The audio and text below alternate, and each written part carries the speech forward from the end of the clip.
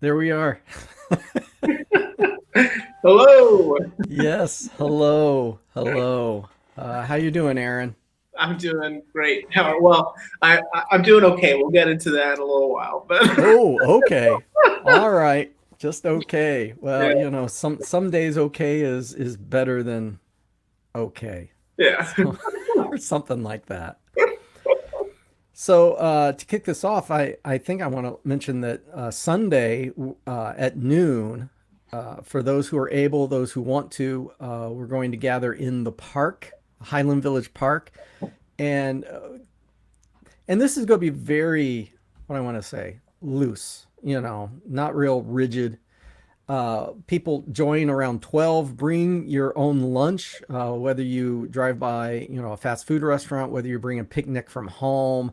But bring it into the park around noon, and at 12:30 we will have a backpack blessing. Hopefully, we have kids there. If not, we'll do what would be the adult version of backpack blessing. work bag blessing. Work bag, fanny pack blessing. So Yeah, if you're an adult, house bring your bag fanny blessing. packs. Yeah, bring your briefcase. I don't know. But just a blessing. And I forgot, Dana had mentioned doing a Facebook event Yeah, listing, which is probably an excellent idea.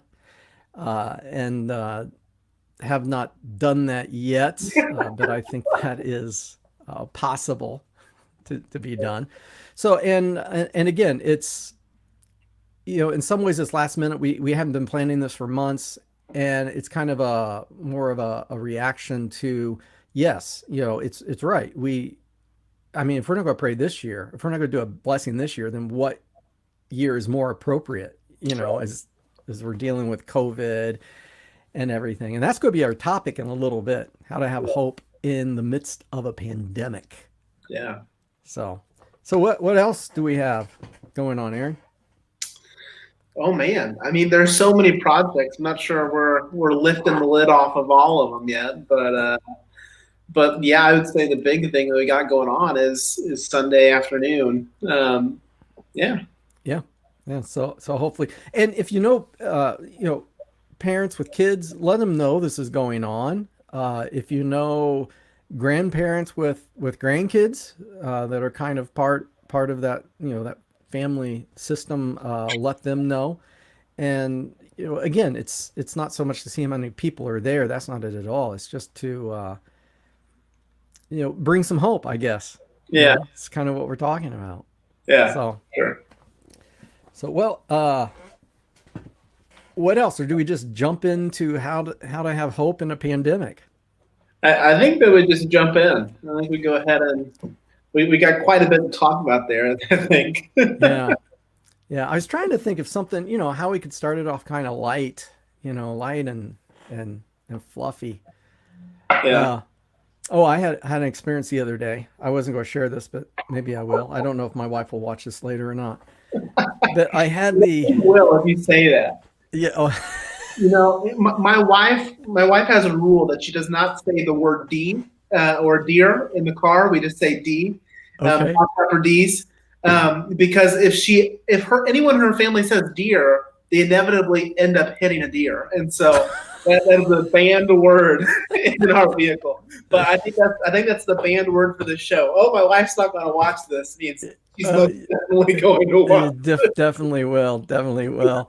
Well, it was weird. I forget what it was. There was some information I wanted to send her, and she had, just a few minutes earlier, came upstairs to get ready for bed, and I was still downstairs.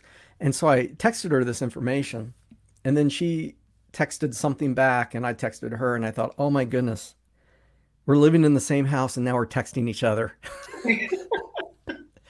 I I'm trying to think if we'd ever done that before, but I always think that when you reach that point, it's a new relationship in your well, new degree in your relationship. I There's just something about that. It's like I couldn't walk upstairs For to what actually. it's worth, Emily and I live on a ranch, plan. And we only have one floor. We still do that. We can be like 5 feet away from each other. Well, I know, but you're one of the young kids. I mean, that's what the young kids do. They'll sit next to each other and text one another. Uh, I'm supposed to be more about relationship. I'm supposed to, make the trip up the stairs to have a conversation, but yet did not do that. So That's anyway, what Jesus would do. you know what? It is. It really is. So, but anyway, so are we ready for our topic? How to have hope in the midst of a pandemic? I think so. I think we lightened the mood a little bit. Yeah.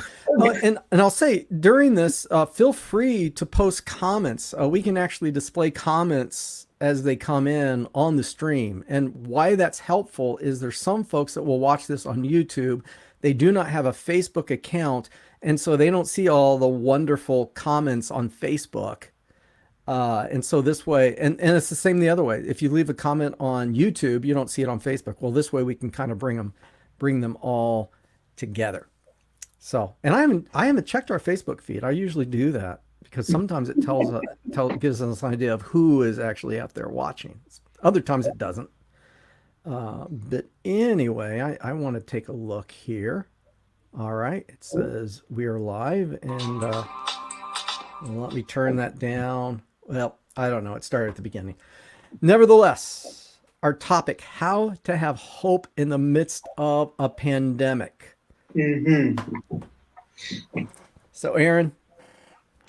Yeah. Well, I will say one of the things that we could do to have hope in the midst of a pandemic is to, and this is an idea that you threw out there, but I'm gonna build on it. Good. Is to limit your news intake. Now, at the beginning of the show, you asked how I was. At first, I said great, but then I remember the existential dread I've been feeling for the past 24 to 48 hours when I found out, because I checked the news, that the Big Ten has canceled their football season. Well, they postponed the football season, but that's like a mom saying maybe. You know what that means? It's not going to happen. And so, this is the first time since I think 1882 that the college football season has not happened. If you know anything about me, college football is my favorite sport. Fall is my favorite season, mostly because of football, and I now feel a deep sense of dread, perhaps for the first time. Growing up and all that, and I told Emily the news, and I said I'm actually legitimately sad about it. But beyond that, there are tons of reasons to sort of limit your news intake. So you can share about that a little bit. Well, I would say in the case that you're talking about, we still get that news even when we're limiting and stuff like that, like the football thing. Mm-hmm. That is going to affect us. Mm-hmm. I mean, it will. But the thing is, I think one of the challenges is we have all these other things weighing on us because, this constant 24/7 news cycle. And so when you get something like that, all of a sudden it just adds exponentially to what you're already feeling. Yeah. When I say limit the news, I mean, it's, and I'm going to use a term, mini obsessions. It's when we get obsessed about a certain thing, and it's interesting because sometimes there's something big that happens and people will really obsess about that for maybe 2 or 3 days, and then all of a sudden you don't hear hardly anything about it anymore. But then sometimes we get stuck, and since we're in the midst of this COVID-19, we're kind of stuck there. And one of the things that I think adds to that is we're not all on the same page. We're not all on the same page. Yeah. And so it basically becomes a dissension between these, all these different groups. And when you're looking at the news and stuff, it can just really, really wear on you. Mm-hmm. So my suggestion would be determine how much news you can deal with, and also determine whether you're going to watch, local news, because sometimes the local news will have a little bit more. Cable news seems to be a little bit of news and a lot of opinion. Yeah. So just leave that. I mean, just take that as it is. So figure out, what does it mean for you to limit the news intake, and, try to keep, I guess, abreast of what good practices would be, Hmm. but that constant news cycle coming in, I think it really weighs on people, and it can actually put them in a very bad space. And then they hear that football's canceled, and it's like, all right, that's it, Yeah. Straw that breaks the camel's back. Yeah, yeah. Well, I hate to hear that, but Yeah. you know, yeah, Yeah. not a lot of hope there, man. There's not. There's Yeah. not. But if you limit your news intake, um, there's going to be a lot less of those things are going to get you down. I would say a second thing for me, and this isn't one that you had wrote down, and I'll let you get to the rest of your list here in a minute. I don't want to dominate the Oh conversation, no, it's fine. but it's a great segue. Is I think what happens when we watch the news or when we do most things, a lot of the things I've seen a lot of people in one of two camps throughout this whole thing. Either we watch a lot of news, or we watch a lot of Netflix or play a lot of games. In my case, play a lot of games. You watch a lot of Netflix. You scroll for hours on TikTok, um, or Pinterest. In the case of Emily's For now, you'll be scrolling on TikTok. for now. But that reminds me of a quick story. Emily's mom, and I don't know if she's going to watch this, but I know Of course, she will now. she will now. When she first got a Pinterest, Emily and them were waiting to go do something with her, like go to dinner or something like that. She's like, "Yeah, I'll go once I get to the bottom of the page." And if you go to Pinterest, it doesn't end, so she's just there for hours, like. But yeah, that's how we get lost in TikTok too. But people fall into one of those two camps. We watch a lot of news, or we entertain ourselves with as much as we can. And I think that one of the most prolific things that we can do to find hope throughout this time, and you have heard it in my preaching. This is how I stay so optimistic. This is what I keep reminding myself. Is I remind myself constantly of the kingdom of God. Mm. I remind myself that this is not the way that it's supposed to be. Right. I remind myself of the hope that we have, that it's not always going to be this way, that God is in the process of making all things new, and that before too long, God is going to be wiping every tear from our eyes and everything. But also in that process, he's invited us to join in on that. And it has helped me to focus on those things. What can I be doing here and now that helps join God's mission in the midst of all this? And in the process of doing those things, I would say that I find hope, as opposed to distracting myself from some of the painful realities that are around us, or from watching the news and experiencing those painful realities full on. I don't know if that's helpful to anyone or not, but that's how I've been finding a lot of hope. Yeah, and one of the ways you can find hope is to bring hope. Yeah. And find those reasons to be hopeful. But some of our current cultural practices certainly don't lead us to that hope. One of the things I was going to mention, and I hope people really take this to heart. I know there's a lot of Facebook users. In fact, if you're in this on Facebook, you are a Facebook user, whether you know that or not. But and I'm going to use the term mini obsession again. People from my life that are either friends or acquaintances who are on, in my friends list.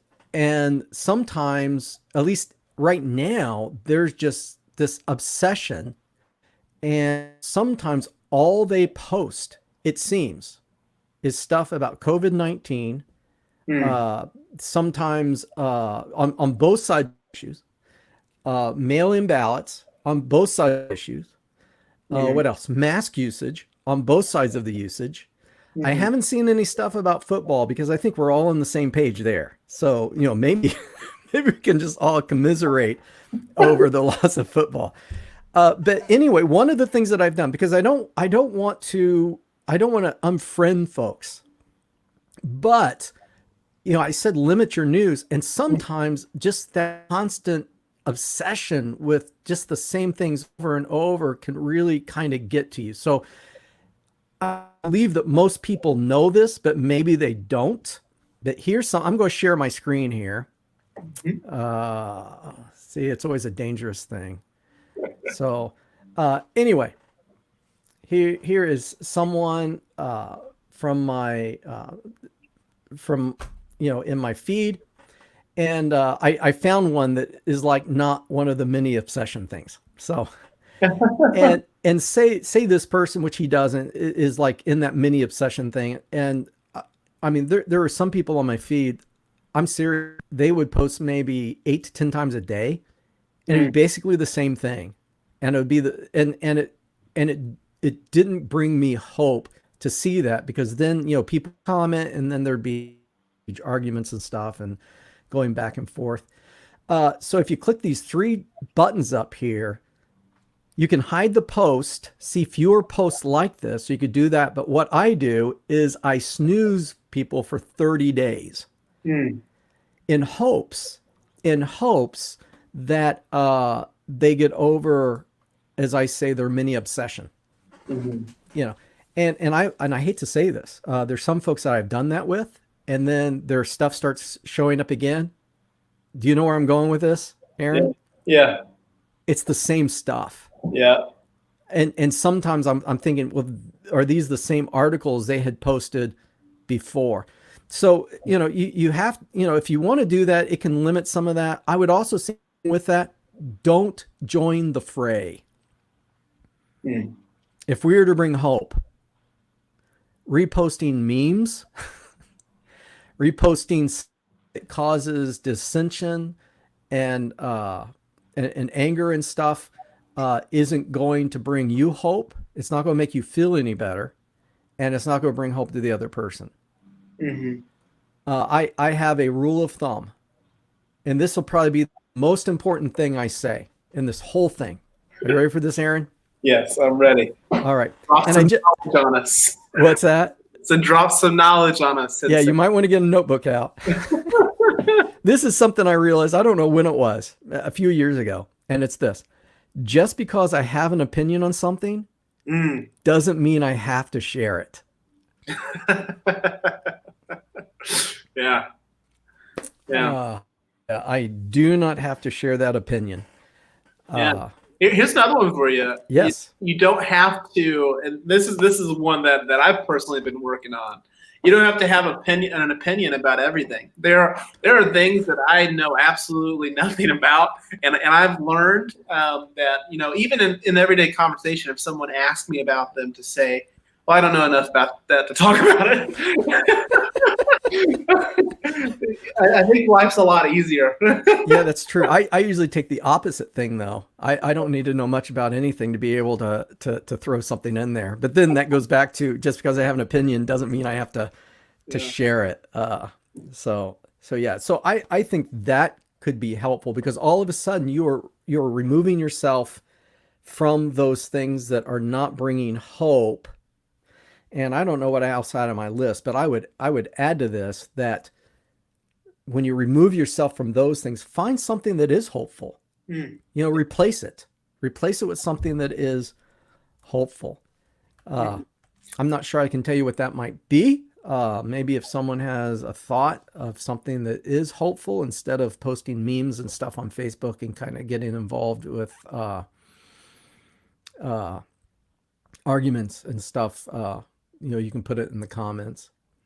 Well, I think one of those things is spend time with Jesus, and not just spend time with Jesus, but also to spend time with others. I mean, you think about what, I'm a problem solver. This is how I've always been. This is how I get in a lot of trouble with my wife. Sometimes she just wants me to listen to something and not try and solve a problem. But I think about, when we get down during this, the thing that I run through my head is, well, what is it that would be happening differently if we weren't in a pandemic? And I think about some of those things, and some of them are like, well, I'd be spending time with more people. Well, find a way to spend some time with somebody, Yeah. Things like that. And that's just how my brain works. But yeah, spend some time with somebody. And that might not be face to face. Yeah. If you can't do that and feel safe about that, I mean, telephone, call someone up. I talked to someone and they were kind of talking about, well, no one's been, contacting me. Mm. And really what I tried to say is, well, your friends might be saying that as well. So if you take that initiative, someone might be waiting for that call, just like you're waiting for that call. So instead of taking a back seat, just say, you know what, I need some help. And talking to my good friend might actually bring me some of that help. So feel free to take that initiative and call and reach out and talk to someone. You might brighten their day as well. Brighten both of your days. Yeah, for sure. I did have a thought. I just lost it though, about a practice that can bring hope. Oh, are you okay, man? I'm seeing if we can find it. Oh, you found my thought. Yeah, well, good luck with that. Oh my goodness. Yeah, but not just telephone, but video. Send someone a thank you note. Yeah. Man, what would that do in someone's life? Especially if you handwrite it, because I think getting in that gratitude is another way to find hope. Mm-hmm. Oh, I just remember my thought. I knew if I just kept talking long enough, it would come back to me. And this might be a good one for some folks. For some, it might say, it's not helpful at all. But I would just phrase, take the long view. In 1918, there was a Spanish flu. There was a pandemic. It lasted, 2 years? Maybe a little longer, something like that. For most of my life, I heard nothing about the Spanish flu. Yep. Until this. And then I've heard a lot about the Spanish flu. Before I could have told you, yeah, there's a Spanish flu. Might have been able to tell you what year it was. I don't think I would have been able to tell how long it lasted, or what they did, because now I'm seeing pictures and they had masks. They're sitting in, ball fields and having masks and everything. Mm-hmm. But the interesting thing is I heard nothing about it growing up. Yeah. And one of the reasons why this is such a depressing time is that we are in the middle of it. Mm-hmm. And if you back up and say in 300 years, will people be talking about this? Probably not that much. Right. In 20 years, we might look back and yes, it was a difficult time, but there's a tendency that once we get through those difficult times, I think they make us better. They can make us stronger. Yeah. But, it's a different perspective at that point. So, my wondering is if we take that perspective now, such as this will pass. Yes, it's bad now. Yes, there won't be football now. My hope is there's football next year. But if there's not football next year, I'm pretty sure the year after that, there will be football. Mm-hmm. That somewhere along the lines, we will figure, they figured it out in 1918. We'll probably be able to figure it out. And then we can move on and we can tell our kids and grandkids. You'll be telling Addie, well, when I was your age, you'll be what, 45-year-old, or no, you'd be 50-year-old Aaron talking to 25-year-old Addie saying, when I was your age, we went through a pandemic. Yeah. So don't be griping about the fact that you can't get whatever it is on your whatever device that she might have at that point. Yeah. So what else are you thinking at this point, Aaron? We're getting close to ending our time together. Finding hope in this pandemic. Finding hope. I was looking back at your notes that you sent me. We don't do that. We don't do any notes. We just kind of say, hey, let's talk about this, and so where it ends or where it lands. Yeah, normally, a peek behind the curtain, everyone. Normally, it's 3 minutes from the front of the show. Hey, what do you want to talk about today? Yeah. So you are getting raw, Yeah. You're getting David in there. Yeah. I will say, another thing is to do some hopeful reading. Yeah, some hopeful reading. What would that look like? For me, I'm not much of a fiction person. I know that you aren't either. Right. So read some nonfiction of how some folks have overcome adversity. There we go. Yeah.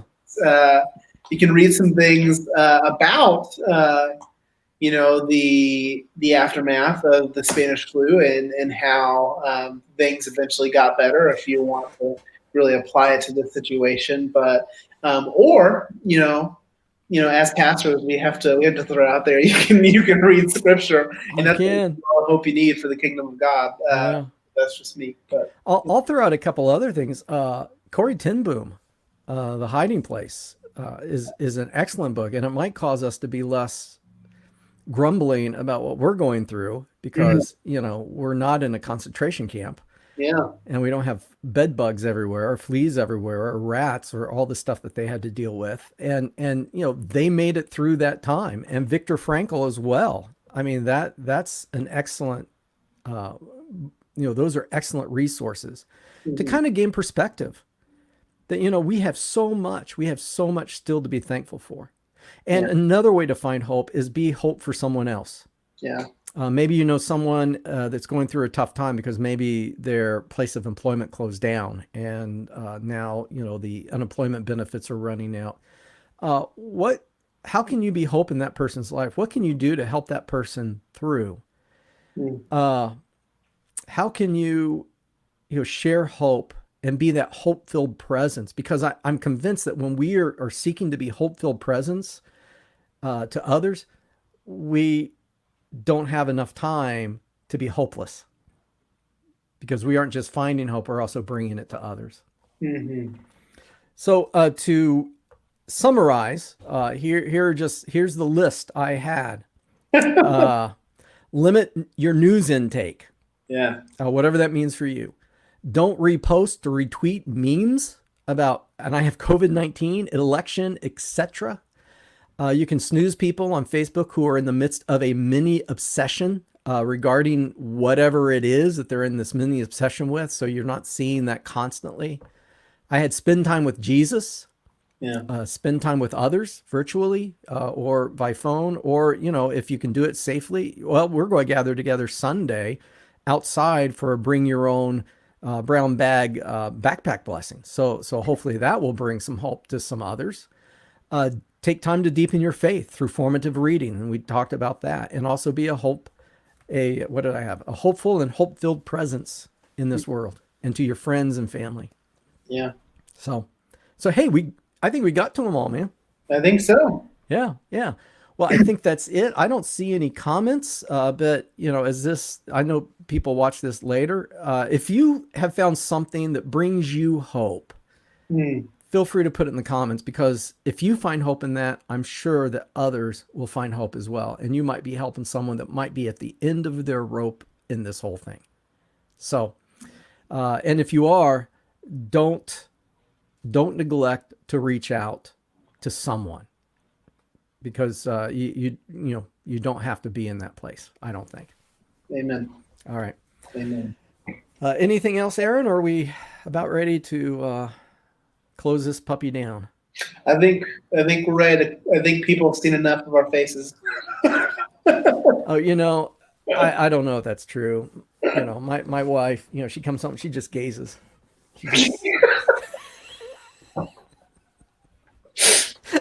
Mine too, but because she's exhausted. I'm too tired to turn my head. So, all right. Well, it was good talking to you, and it was good talking to everyone that might be watching this. We'll be back next week, if not before. Blessings, everyone.